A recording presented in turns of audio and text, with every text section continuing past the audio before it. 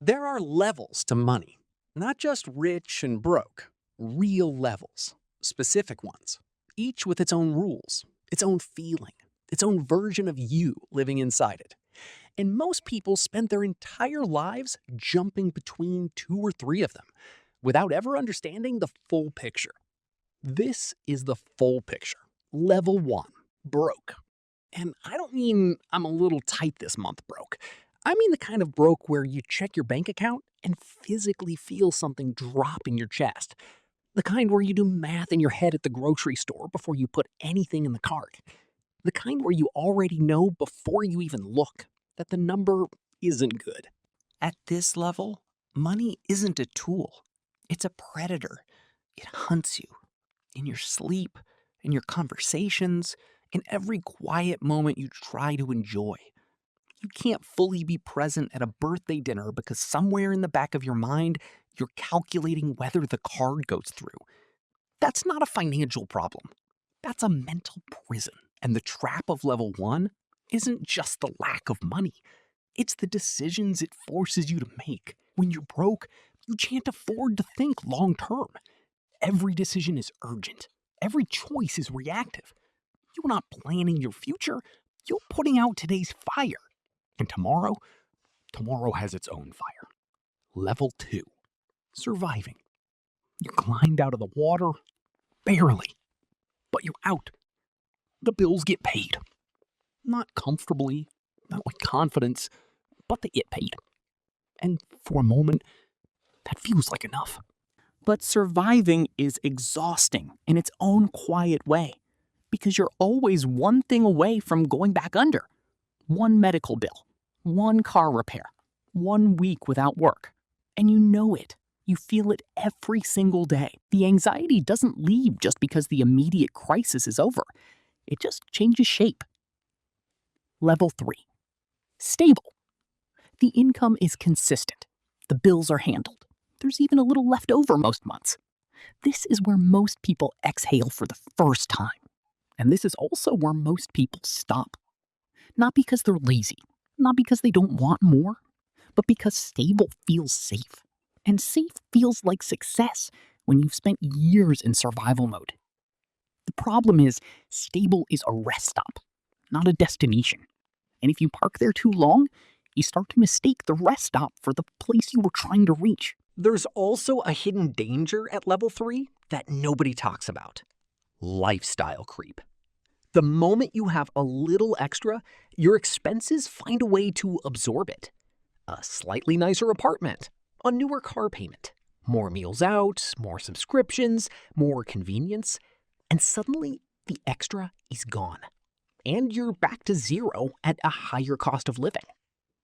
Level 4. Building. This is where the game actually changes. Not because you earn more, but because you decide to keep a piece of what you earn. For the first time, you stop treating your paycheck like a problem to solve and start treating it like a resource to allocate. The shift is small at first, 10% here, a small investment account there, an emergency fund that actually exists. But the psychological shift is enormous. Because for the first time in your life, you are no longer spending everything. You are building something.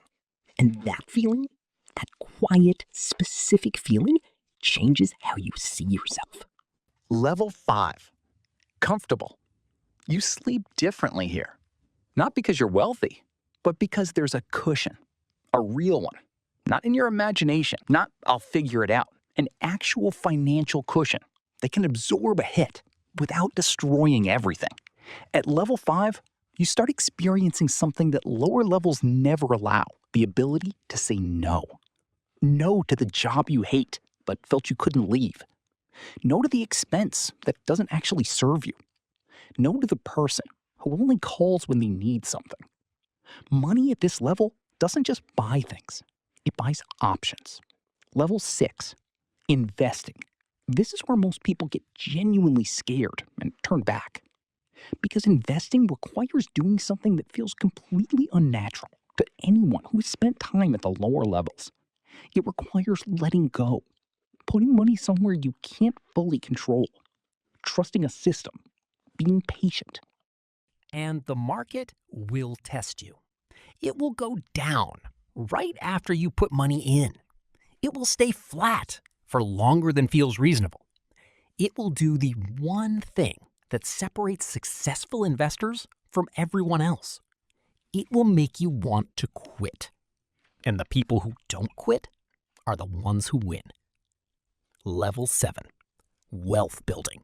You've crossed a threshold that most people never even approach. Your money is making money. Not theoretically, not on paper, actually, noticeably, mathematically making money while you sleep.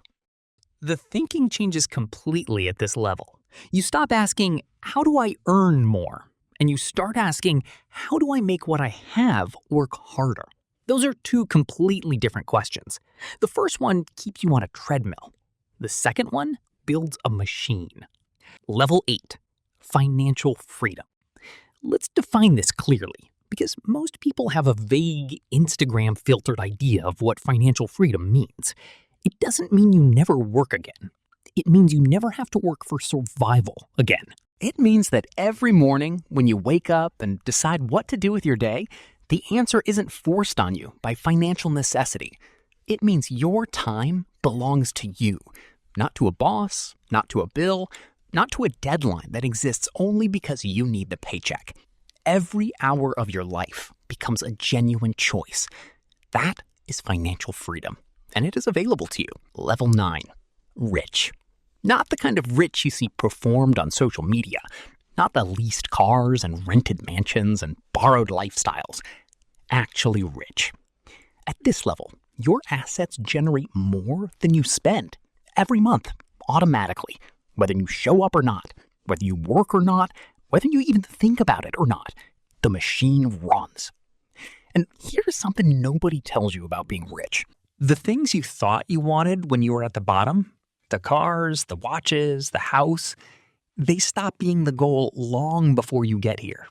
Not because you can't have them, because they stopped mattering somewhere along the climb. What you actually want at this level is time, freedom, meaning, and the ability to build something that outlasts you.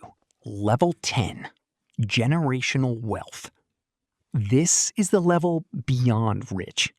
This is where you stop thinking about your own financial life and start thinking about the financial lives of people who haven't been born yet. Most people never think this far, and that's not a criticism. It's a reflection of where they are on the ladder. When you're at level 1, you can't afford to think about the next generation. You're thinking about next Tuesday. But as you climb, your time horizon expands. And at level 10, your time horizon extends beyond your own lifetime. Now here is the part that nobody wants to hear.